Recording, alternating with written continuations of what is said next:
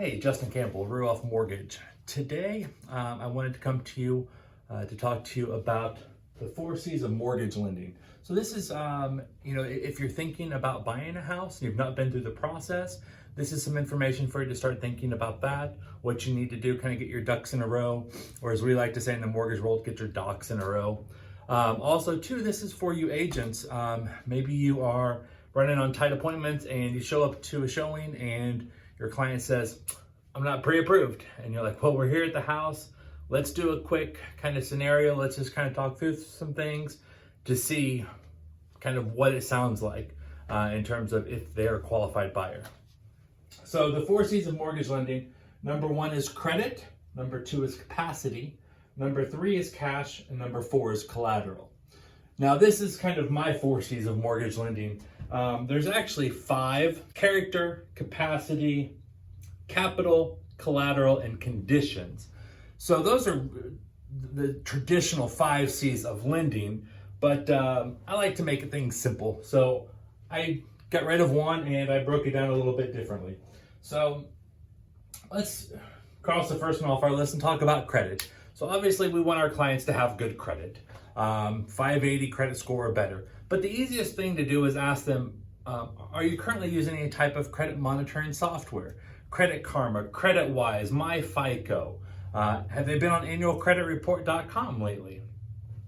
Ask them those questions. If they tell you, yeah, their credit score on Credit Karma is a 550, don't discount them. Don't tell them that they're not qualified now, because Credit Karma, CreditWise, MyFICO, those are consumer credit reporting agency bureaus. So what they're going to do is that's going to get us kind of in the ballpark of what their credit might look like, but it's not a true number that when I pull their credit, I'm going to show.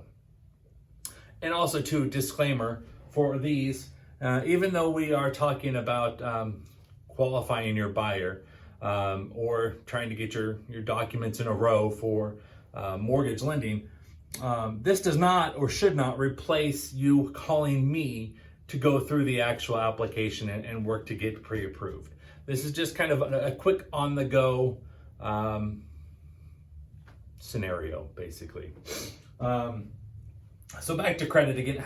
Are they monitoring their credit? Are there going to be any surprises? Did they file bankruptcy 2 months ago? Or do they have pending litigation against them? Things like that, things that are going to derail the loan. That's kind of what you want to ask them. Or if you are the buyer looking, do you have anything like that currently on your credit report?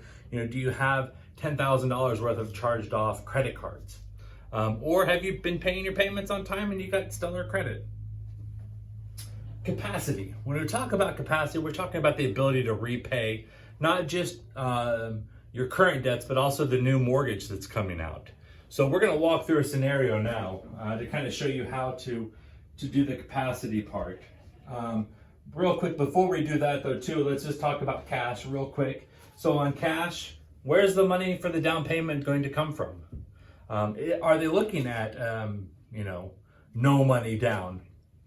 Are they going to be getting a gift from a relative? Do they have money in the bank? Or are they thinking about their tax return coming up? Are they selling a current property and they're going to use the equity from the sale of that home to put as a down payment on the new house? And then collateral. This is pretty simple. Are they buying a current standing home that's stick built? Are they buying a manufactured home? Are they looking at a new construction loan? Are they looking at doing some improvements to the house? Maybe the house kind of ran down, maybe it's a foreclosure. So what type of collateral are we going to be financing? That should also help you think, okay, what type of loan is this client going to be needing? Are they going to be needing a 203K or a home ready? Are they a veteran? And if you're a veteran out there, thank you so much for your service. Are they going to be needing, is it a manufactured home? And we want to start looking at FHA financing. Is it a log cabin? Is it a pole barn home? What type of collateral are they looking at? So now we've kind of broken down, kind of briefly talked about the 4 C's. We're going to break each one of these down in subsequent videos as well. But let's talk about capacity just for a moment and really kind of show you on capacity, on the debt to income ratio, what we're talking about. All right, so in our example, Sally, homeowner, is going to be looking to buy a house. Okay? So, Sally makes $20 per hour. She's a full-time employee. And she gets, we'll say, 4 to 5 hours of overtime per week. Now, when clients tell me this, the first thing I think is, I don't want to have to use that overtime income because there are some external variables that come into that where we have to rely on their current job telling us that their overtime is going to be consistent and continue. So I don't like to use overtime if I don't have to. So if you're a homeowner or looking to become a homeowner, you're trying to figure out your debt ratio, try not to include your overtime. Okay? So the first step into figuring out then and turning this hourly rate into a gross monthly income, we're going to take $20 an hour and we're going to do it times 2,080 hours. That is full-time hours for an entire year. Okay, so that's going to equal 41,600, and then we'll divide that by 12 to get our monthly rate, which is going to be $3,466 per month. Okay? Now, we ask Sally, or if you are Sally, you then take any debt that you have that's currently reporting to the credit report. So, obviously, rent would not be one. Utilities would not be one. Those are going to be the main ones. I mean, just anything that reports to the credit report is going to be a debt that's going to be included. So let's say that Sally has an auto loan. She pays $300 a month on. She has student loan debt that she doesn't pay anything on. And then she has some credit card debt that she pays $50 a month on. Now, the student loan debt, with certain types of financing, we do have to figure a payment for the student loan. So, again, I'll talk more of that when we break down. But for this purpose, let's just say that they tell you that. The next step that we want to say is, okay, how much is your approximate balance? Sally tells you it's $25,000. So for this purpose, we're just going to say that we're going to use 1% of that balance as our payment. $250 a month. So we'll add all those up. Sally's total monthly debt is $600 per month. Now, okay, so now that we figured Sally's gross monthly income, and again, that's gross monthly income, that's not their take-home pay, that's their gross. We've also figured Sally's monthly debts. Now let's talk about the house.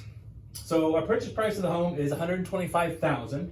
Let's say that we're looking at doing 3% down or $3,750 down payment.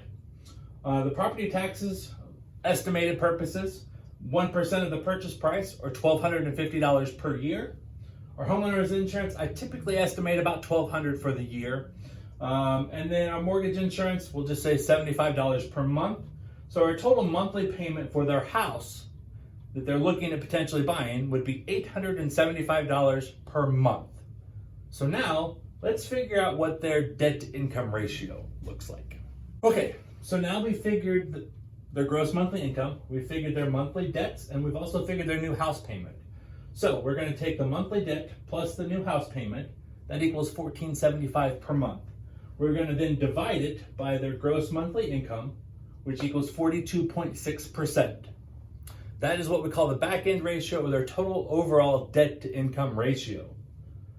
And just to make sure that things kind of look good on the housing payment as well, we're going to take the housing payment and we're going to divide it by their gross monthly income. That equals 25%. That's a good ratio. So 25% front end, or their debt to housing ratio, and then 42.6% overall debt to income ratio. So in this case, with what the client's kind of telling us so far in terms of income wise, sounds pretty good. So Again, if you are a first-time home buyer looking to buy and don't know where to start, this kind of helps get you started a little bit. Obviously, I want you to give me a call as well so we can help really kind of hone in on everything, look at things from a lender perspective.